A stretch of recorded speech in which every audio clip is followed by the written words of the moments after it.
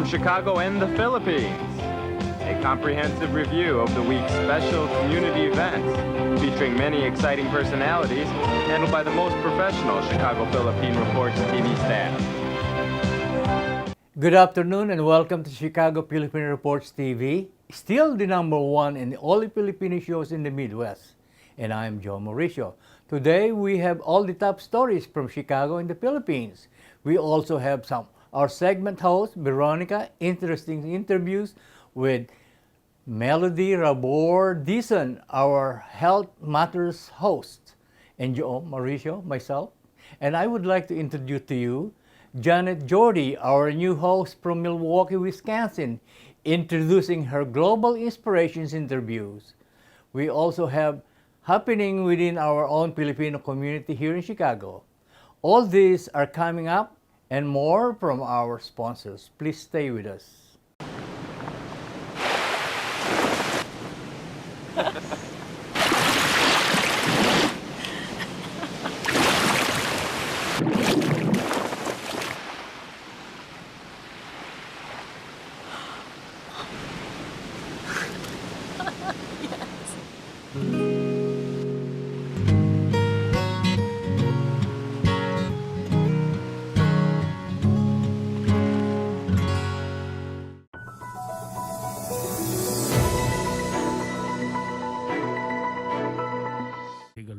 Progressive lawmakers from the Makabayan bloc once again on the receiving end of President Duterte's tirades. This time around, Duterte directly linked the group to the National Democratic Front, the political wing of the Communist Party of the Philippines.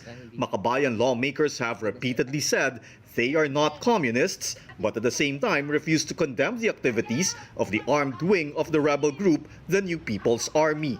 Itong mga legal fronts ng komunista, lahat yan, Makabayan, Bayan, they are all legal fronts. Gabriela, hindi yan sila, we are not red tagging you.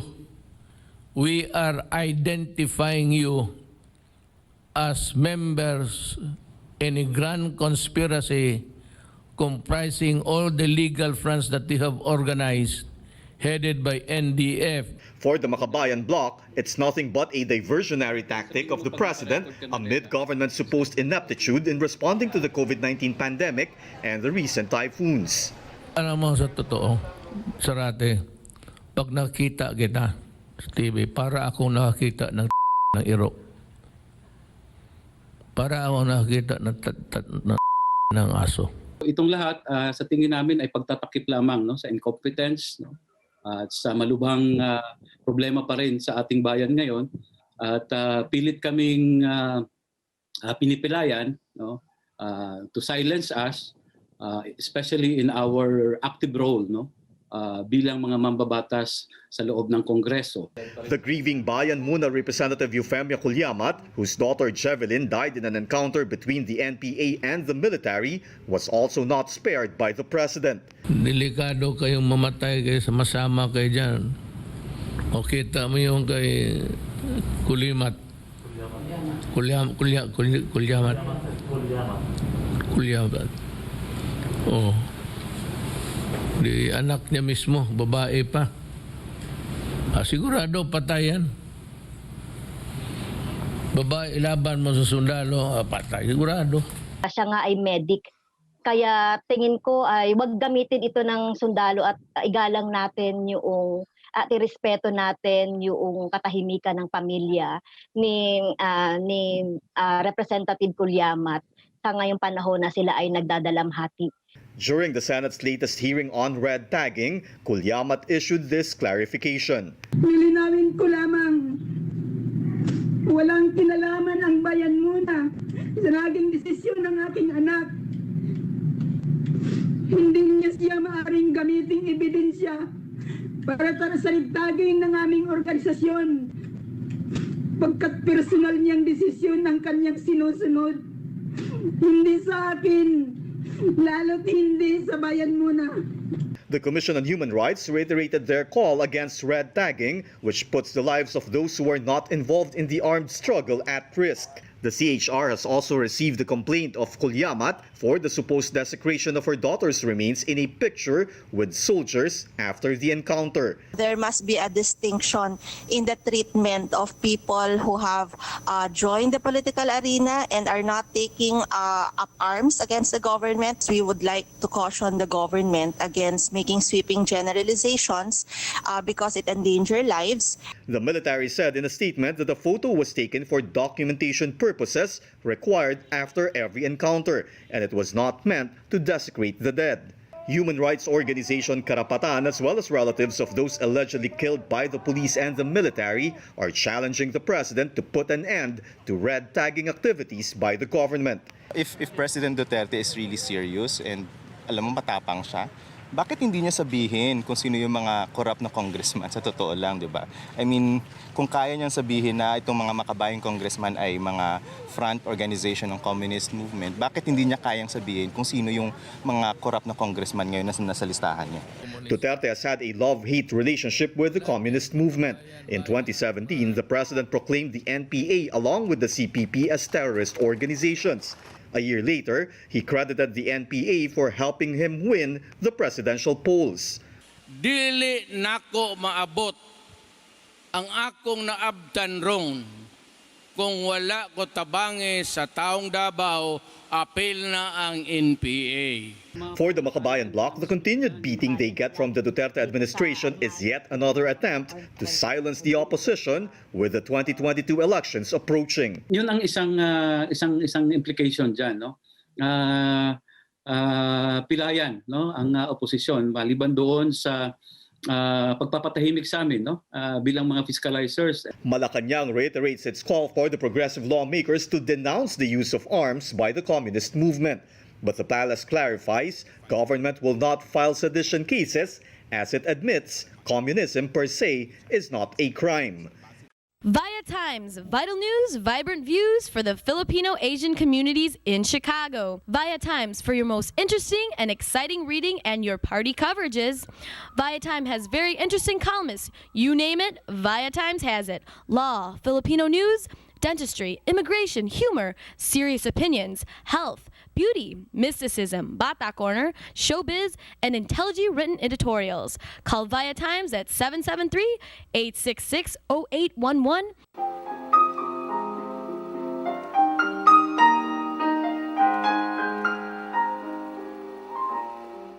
Sa inyo lahat and welcome to the Veronica segment of the show. Today, I have a very pretty lady and she's a hardworking community leader too. And she has been a longtime friend of mine. I really admire this lady. I'm telling you, her name is Elizabeth Basich. And Elizabeth Basich is doing a great job in our community, not only in the Filipino-American community, but also the general American mainstream community. Welcome to our show, Miss Elizabeth. Oh, I'm so honored to be in your, program, Tita. And it's just like an overwhelming experience for me to discuss and to tell you more about what I have learned. And it so happened that young and old alike are already having problems with forgetfulness, which is a type of Alzheimer's.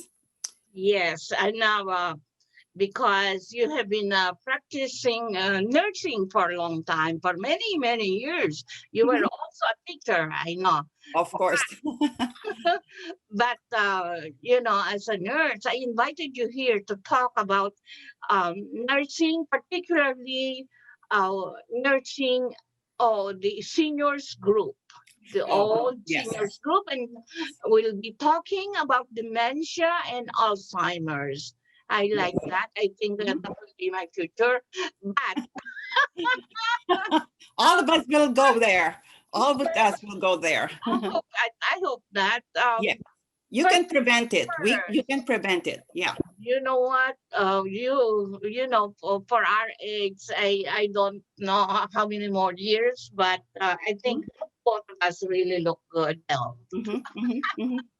Anyway, First question: Yes. how, with your dealings with these seniors every day, I think, what is it that you would notice first if they're suffering from either dementia or Alzheimer's? Okay, at the beginning, I have thoughts of, giving some, what do you call this? Just like I'm not putting a diagnosis or anything, the observation is very important. Observation. Okay. Yes. And again, with that, you have to consider their age and the job that they're doing or what they have done in the past, eating habits, environment, and again, the health itself. It can be also a related, problem from where you are, where you are staying. Again, let's say environment. And to start with Alzheimer's and dementia, the number one is forgetfulness. Can be a normal part of aging. As people get older, changes occurs in all parts of our body, including the brain, as well as some people may notice that takes longer to learn new things.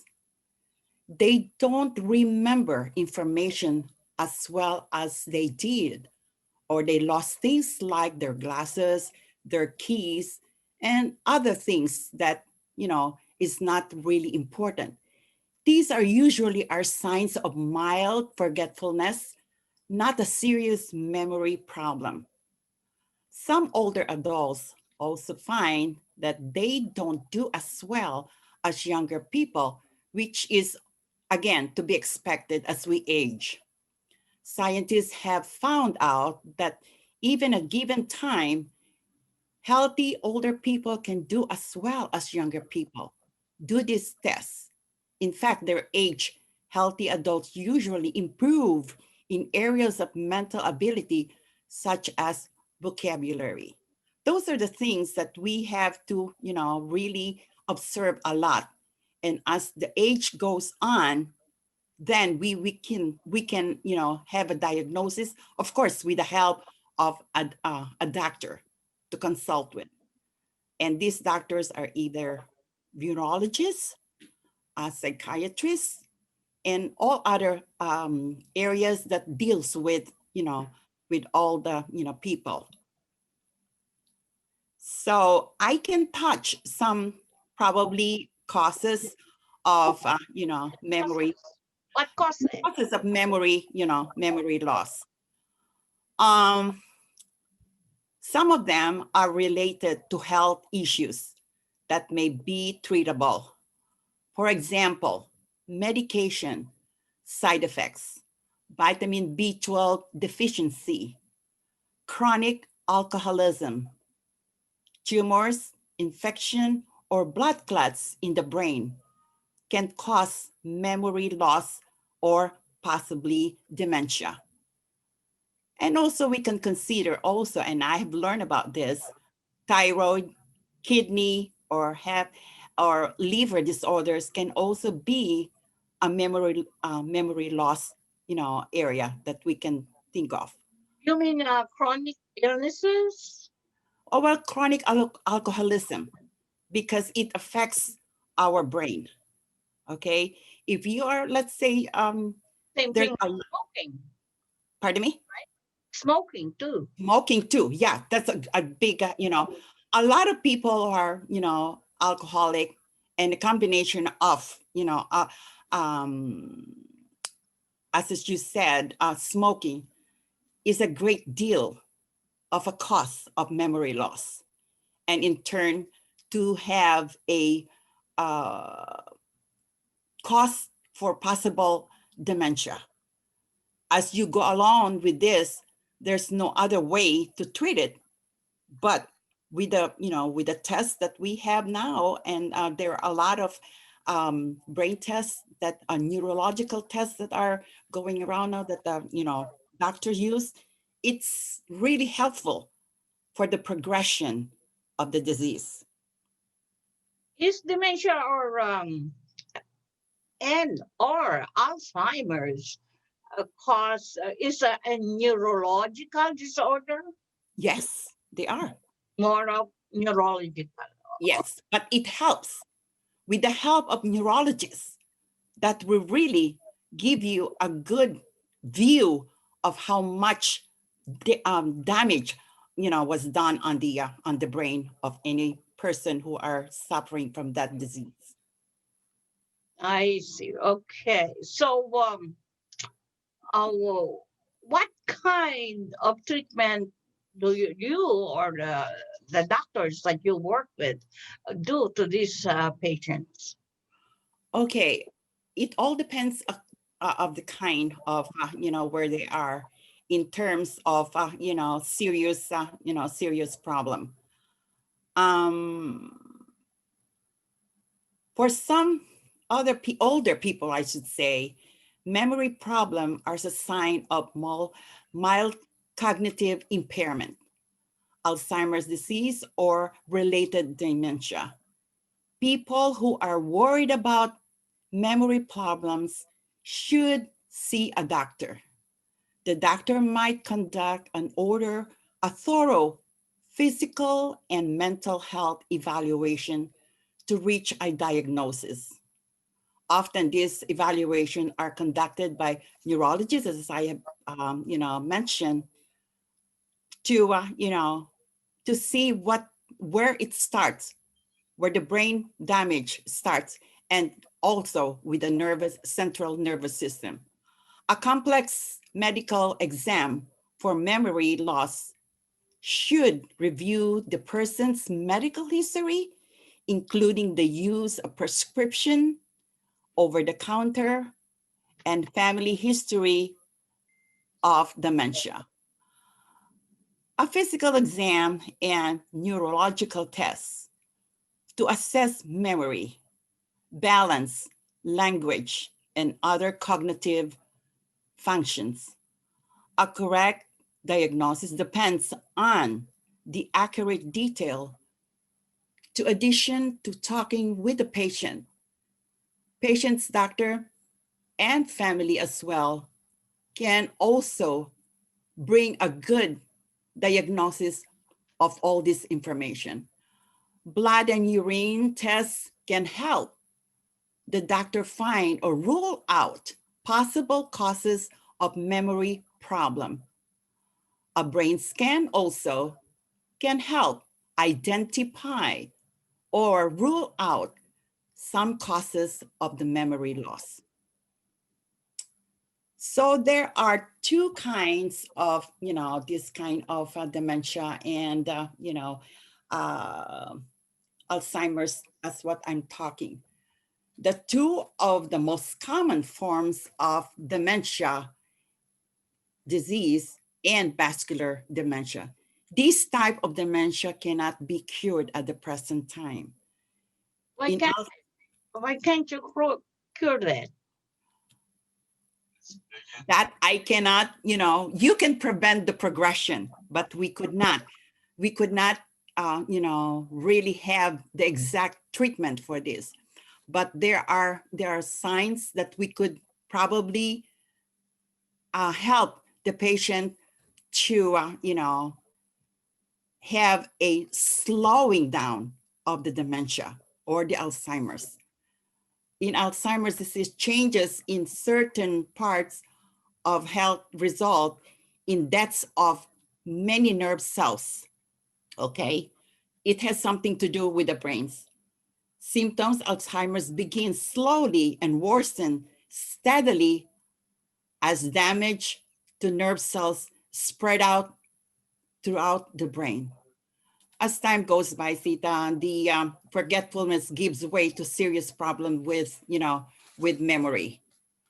How about diet and exercise? Oh, of course, there is. Oh, yes, that is. That's part of the. Parts of the dealing with. With this kind of problem. It is a plan to do and leads to memory problems. Some people find they remember things better if they mentally correct them to a familiar name, song, book, or TV programs. Keep up the interests or hobbies. Engage in physical activity and exercise. And also eating healthy food, as a healthy diet can help reduce the risk of many chronic diseases and may also help keep your brain healthy. Limit the alcohol use, although some studies suggest that moderate alcohol use has healthy benefits. Heavy or binge drinking over time can cause memory loss and permanent brain damage. The other kind of disease that I'm talking about is the vascular disease. Injuries to the vessels supplying blood to the brain. And often stroke or series of stroke, little strokes can contribute that. Symptoms of the vascular dementia can vary, but usually begin suddenly depending on the location and the severity of a stroke. The person's memory, language, reasoning, and coordination may be affected. Mode swings, personality changes are common as well. Both are, can be suffered by both Alzheimer's and vascular dementia patients. It's mainly cognitive, right? Cognitive impairment, which is the shortened for MCI, but this is just like a very common memory loss, and again, we don't have any control of that because as we age, our mental capacity changes, and it's sad. It gets overloaded. It is like a computer. Yes, it's just like just like what you call wear and tear. It's just like a bone, your knee, your patella. When you use it up, especially when it's tennis players, even bowling, as I am, and also golf, can contribute that wear and tear. It's just like just like our brain, it's overused. So we have to take care of that. As we again, as I've said, when you get older, you have to be serious about taking care of yourself if you want to live much longer. Again, with diet, exercise, sleep, especially, and also communication is very important. That's what I'm doing very well with my patients, having to talk to them every so often, and it gives them some kind of happiness. There are people like us that are around to be with them, holding their hands, giving them some kind of reassurance that things will be okay. And it's just overwhelming experience that I have had this all years that I have experienced having to work with people like this. And again, I can honestly say, I got this loving and care for old people, seniors, after Milan, my husband, passed away. Not speaking that he has Alzheimer's or dementia, but having to take care of him for many years with his heart problem and kidney failure, bringing him to office visits, doctor's visits, and dialysis for 15 years.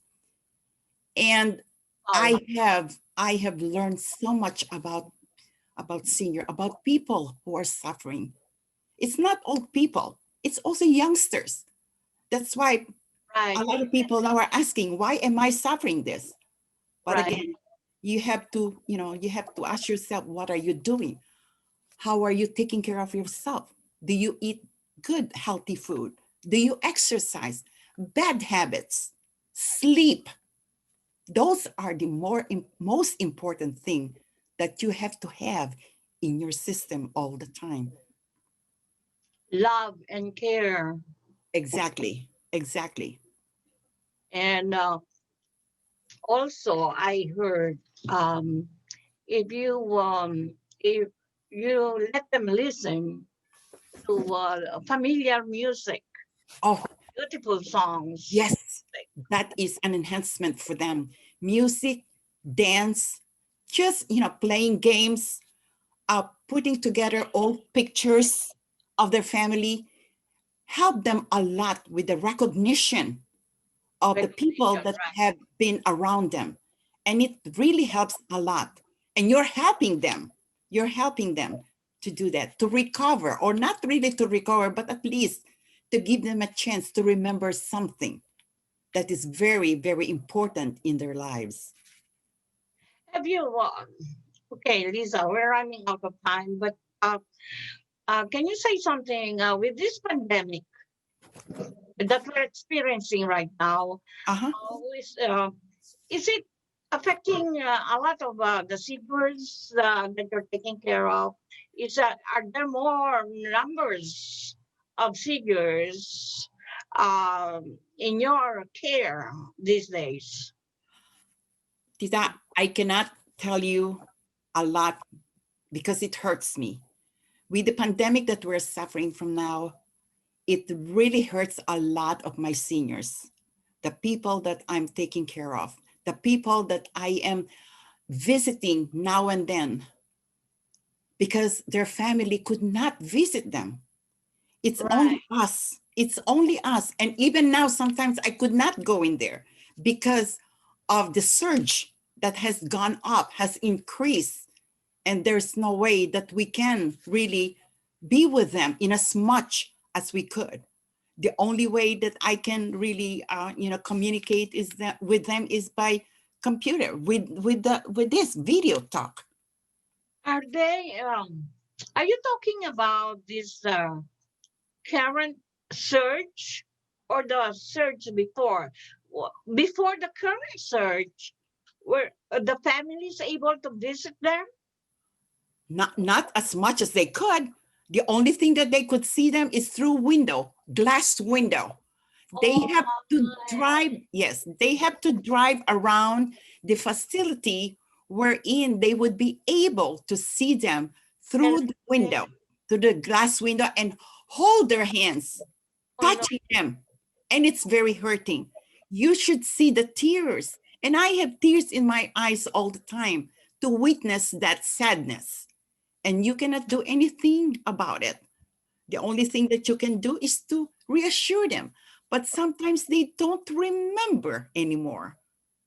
It is sad, Tita. It is sad. really sad. Wow, that's really touching. I'm so touched. And really don't know how you are able to take it every day. I really salute you for what you're doing because you really have to be strong Yeah, through all this. Tita, it's but a lot of my friends said, you're already retired. What are you doing with yourself? I said, to be honest with you, my brains and my heart is not retired. It's still going. It's still ticking like a battery, energized battery. That's what I am. I'm not, going to stop till I make sure that my seniors are happy. Lisa, I salute you for what you're doing. You're such a very dedicated person to those people that you care for. Mhm. And I know I've known you for so many years. That's why I'm not really surprised anymore. But you really touched me with this interview.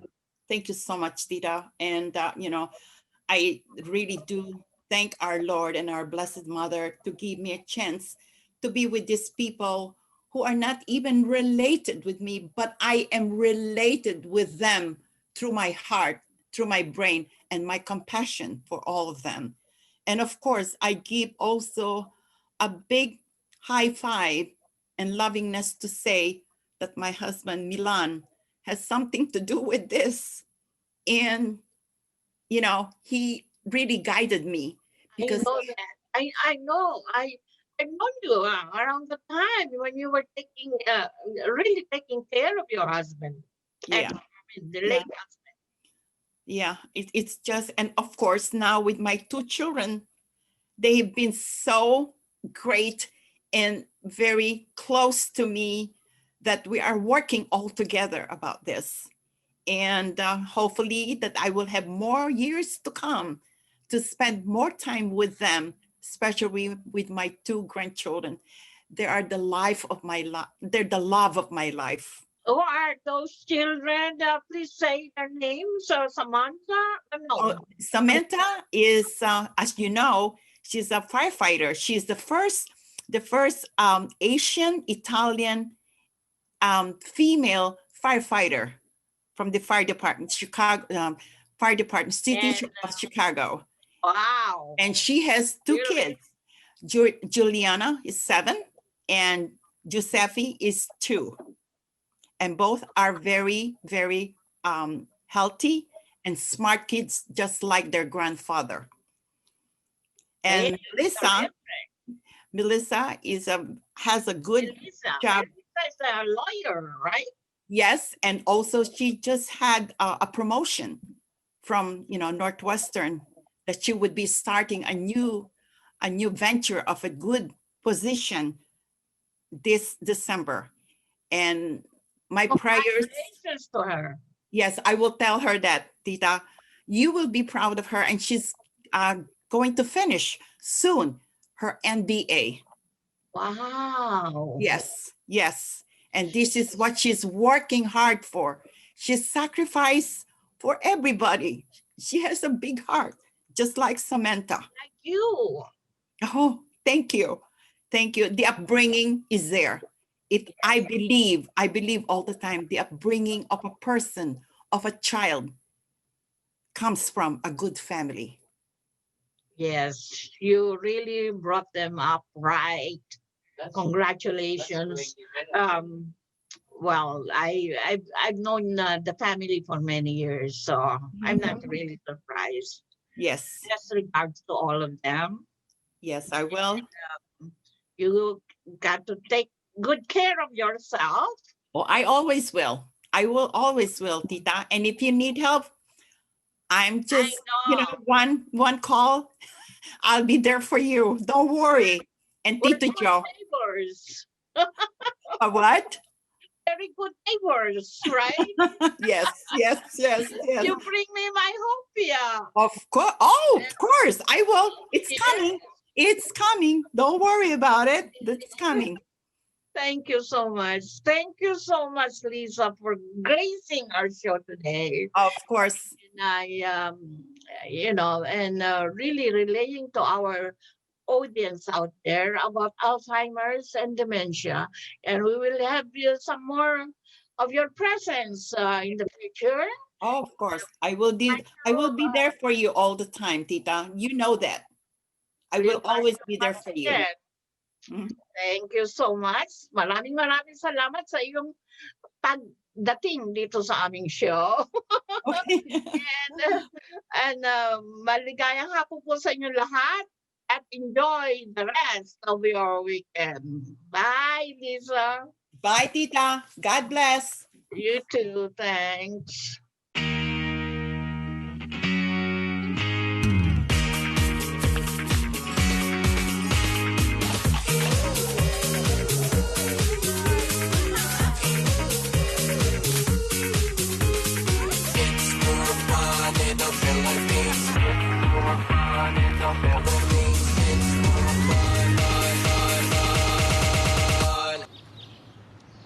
It's more fun in the Philippines.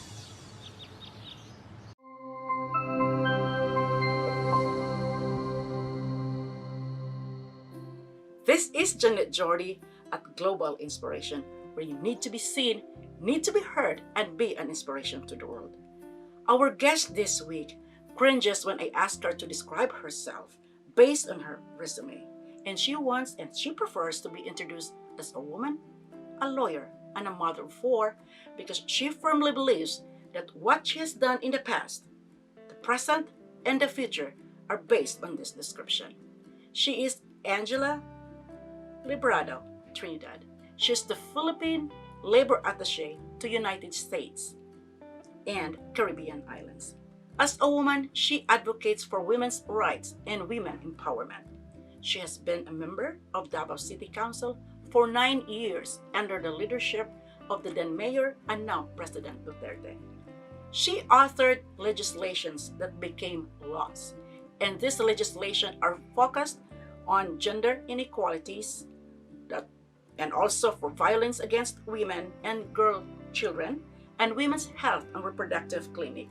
She was also a barangay captain. As a lawyer, she handled primarily cases of women physically abused, psychologically, and economically.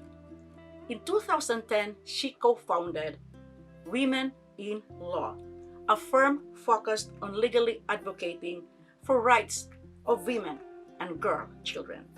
As a labor attaché, she affirms being all this, a woman, a lawyer, and a mother of four, carry the voice of OFW or overseas Filipino workers. Ladies and gentlemen, let's all welcome Attorney Angela Librada, Trinidad. Good afternoon, Attorney Angela Librado. Global Inspiration is so honored to have you today as our guest as the Philippine Labor Attaché. But today, we will not be talking about your position. We will be talking with you as a woman, as a lawyer, and as a mother of four. And thank you very much for having you as our guest today. Thank you very much, Attorney Angela Librado. Just letting you know, don't hesitate to approach me if the Madison or the Wisconsin state need your support on how to make those projects a success. You are a very strong woman. You are very smart. You are one of the humblest people that I've known. Can you share with us an inspiration, a person who served you as an inspiration? This is ironic, a bit ironical, but I have to admit that the inspiration, my inspiration is my father, who is a male. Yeah. He was the reason why I became a lawyer. He was the reason because he was a union leader before he became a councilor. He was the president of the Bank of Philippine Islands in Davao City Union. And it is also because of him that I became interested in labor issues and in doing labor work. When I became a lawyer, also handled a lot of pro bono cases for labor, and I continued doing so before I became a labor attaché. And now I'm here. Hopefully, and I hope, hopefully, I will be able to at least not much, but approximate the what my father has had gained and had reached during his time. And the only regret I had then was not being able to listen to all his advice and to go with him during his negotiation so that I could learn better. So I think he is one of the persons that who inspired me the most. Yeah. Just letting you know that when I know that I will be interviewing you, I did research on your father. And the more I know your father, the more I was teary-eyed because I personally was neglected by our father. He abandoned us. And here is a man who is not only his heart doesn't only belong to his family, but to all the people that needs his heart. He's a people person. And I was telling my mom, this person is very inspirational and you're lucky to be his daughter. So I want to ask you, this will be the final question. Can you give an inspirational thoughts to our brothers and sisters, the Filipinos, and also the people, the Americans who are, and all the races who are in America? Can you do that? That's a tall order, but I will try my best. If I may, I would like to share my thoughts about people in government and my fellow public servants, if I may.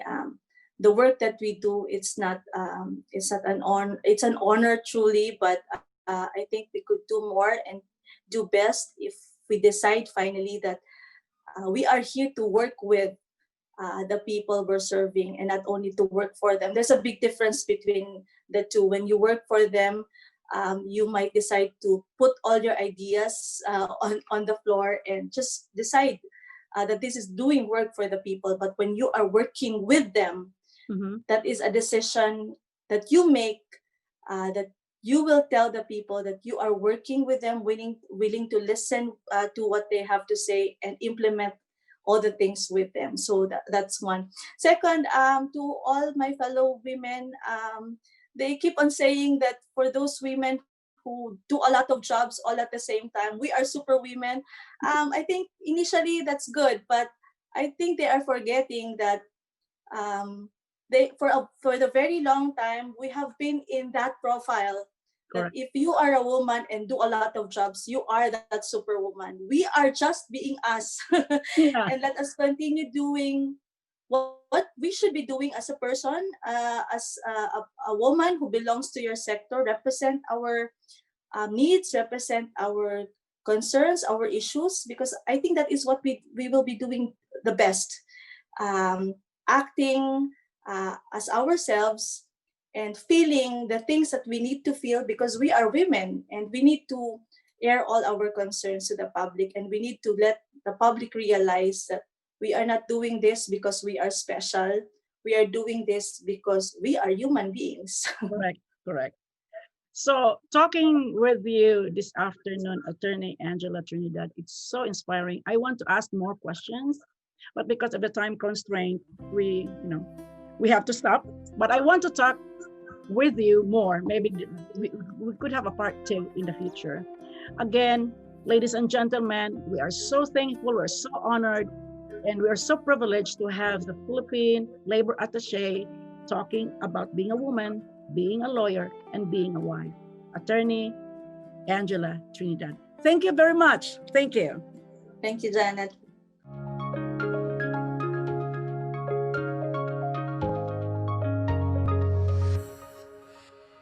We would like to welcome all of you to Baladna Jewelry. We have a very big selection of 21 karat gold jewelry imported from the Middle East, from Dubai, Saudi, and Bahrain. And we have a very big selection of diamond. We offer free financing for 6 months, and we have a layaway system which you can leave your stuff for 3 months. We repair gold and we buy old gold. Welcome to Baladna Jewelry. Salamat po.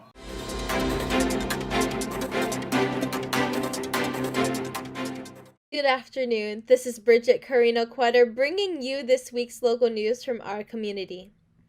This year, as a result of the COVID-19 pandemic, there are more children than ever in need. Parents are struggling. Many have been laid off or had hours cut. Many have had to deal with high medical bills as a result of testing positive for the coronavirus. Toys for Tots is celebrating its 29th year of helping families to get into the holiday spirit by providing toys throughout Wisconsin. Across the country, they've been doing it since 1947. The pandemic has caused the need to change the way in which the nonprofit operates. Although they're changing the way they work, they're not changing the way in which they offer holiday spirit.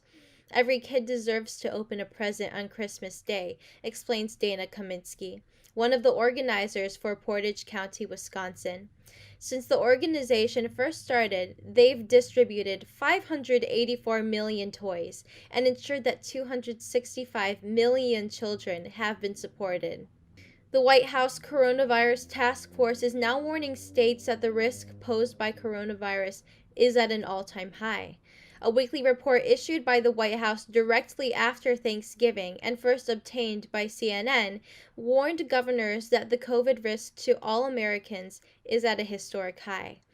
The national daily COVID incidence after Memorial Day, but before the summer surge, was fewer than 25,000 new cases per day and is now more than 180,000 new cases per day. COVID inpatients then were fewer than 30,000, but are now more than 90,000. Fatalities have more than doubled. The report read, if state and local policies do not reflect the seriousness of the current situation, all public health officials must alert the state population directly.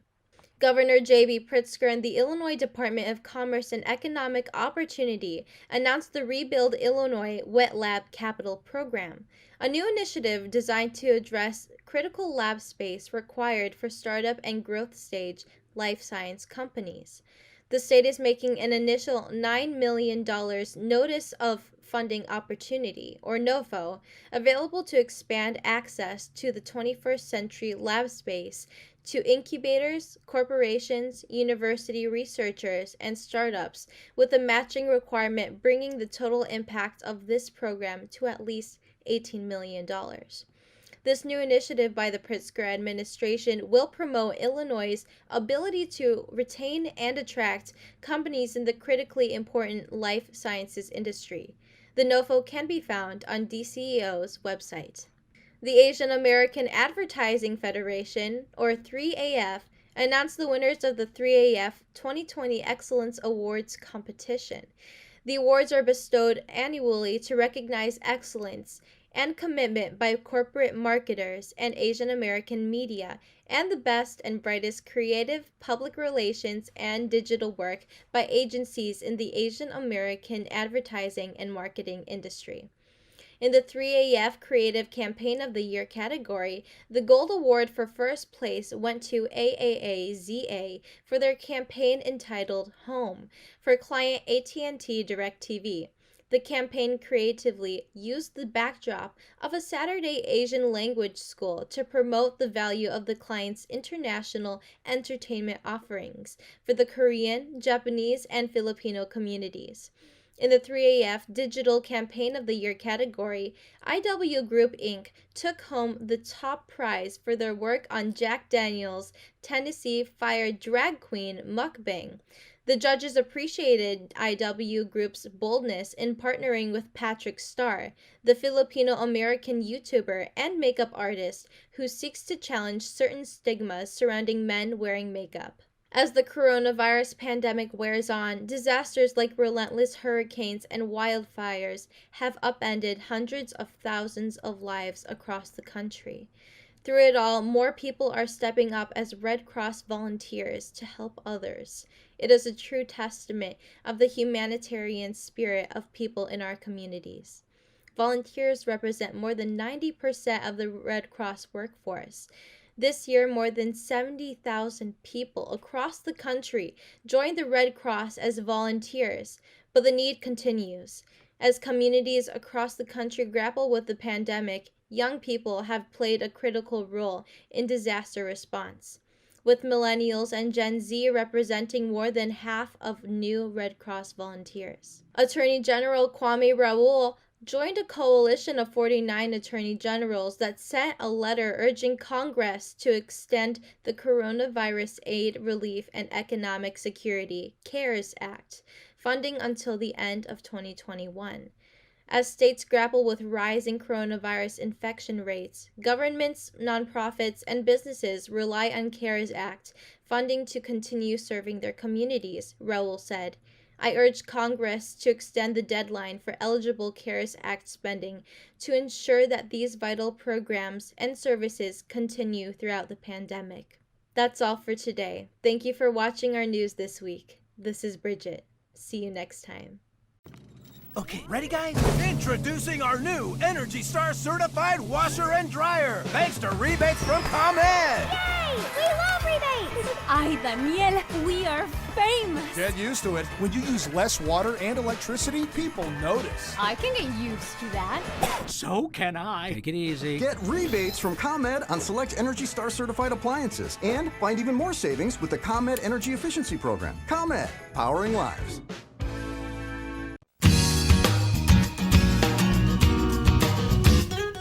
Magandang hapon po sa inyong lahat. This is Melody Dizon, your Health Matters host. And you know what time of the year it is. That's right. I have my Christmas lights, my red lipstick, the red lamp behind me. I just love Christmas during this time of the year. So what we're going to talk about is how we can celebrate Christmas the pandemic way, because for sure plans have changed for all, and travel has been canceled or delayed or whatnot, but it is the way it is at this point. So let's talk about how we could safely and still enjoy the Christmas celebration with our loved ones. So the infectious disease experts are sharing tips for celebrating Christmas safely.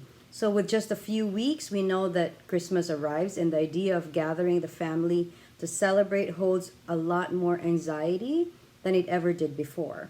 So the novel corona pandemic is fully raging on as winter forces people to move inside, with confirmed cases of COVID-19 booming from 10 million to over 11 million in just a week's time in early November. That's a lot of numbers. And while earlier this year there was a discussion about a potential vaccine arriving in time for Christmas, well, one has yet to be approved. That's between Moderna and Pfizer at this point, that things are yet to be signed off on. And while earlier this year there was a discussion about a potential vaccine arriving in time for Christmas, one has not yet been approved. As many families are making plans for December celebrations, federal health officials are hoping Americans will be practicing stringent social distancing and staying home as much as possible. And so we get into major concerns that come with it. Major concerns during the holiday season is coronavirus spread, as we all know, related to dinner parties, with households moving into tight quarters with friends or family that don't live in their home. So there are many variations of social gathering rules in each state, but for some Americans, annual Christmas traditions are now out of the question due to the updated travel guidelines in over 25 different states. Most of these states, and you can view the full list in New York Times, require some form of isolation unless you submit a COVID test. But even then, risk can vary greatly based on when and how guests are traveling to your home. So any person will bring some form of risk to your home if you host them for Christmas, even if they abide by the rules and guidelines set forth by the Centers of Disease Control and Prevention. So if you are considered high risk for severe complications caused by the novel coronavirus, find out which existing health conditions and lifestyle factors contribute. Segue session. Okay, let's do it again. Question is, are you considered a high risk for severe complications caused by the novel virus? We'll find out which existing health conditions and lifestyle factors contribute to an at-risk status as defined by the CDC officials.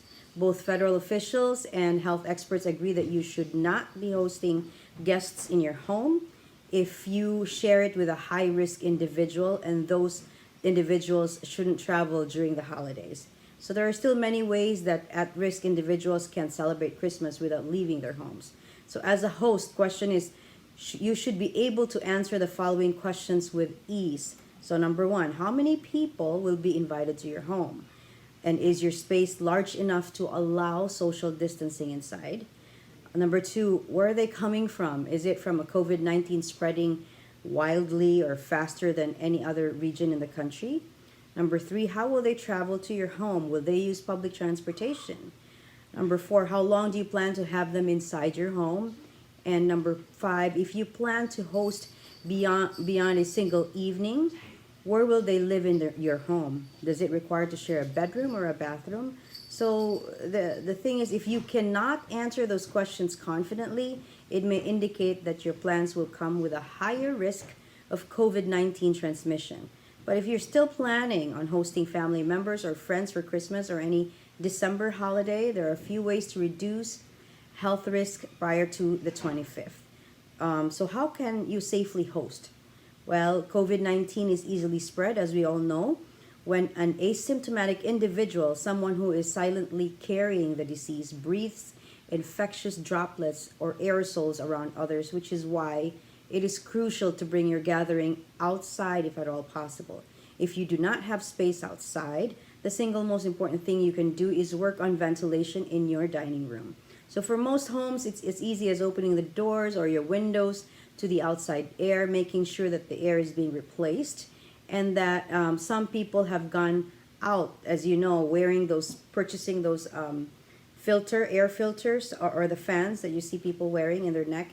That's good for reducing the risk, and as long as you're getting the air recirculated in the room to get the air to move and replace itself as much as possible is a good idea.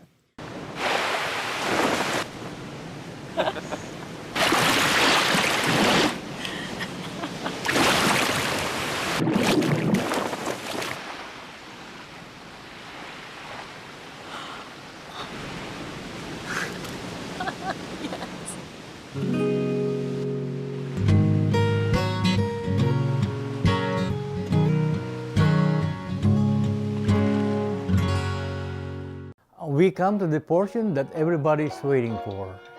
It's the birthday celebrations of our good friends, families, and you know what, my BBF. Okay, first of all, happy birthday to our LOL columnist James DC, Albert Rigacho, Mabel Sakai, Princess Alice Monk, and lastly, our friend Salvi Moreno. Happy birthday, everyone! And now we come to a portion that we don't like to report once in a while because it's a sad, very sad thing. The passing of Laura Sampang. Again, the CPR family and the Bayan Times family extends our condolences to the family of Laura Sampang. May you rest in peace, Flora. Again, this is Joe Mauricio. Thank you very much for watching, and I hope to see you again next week.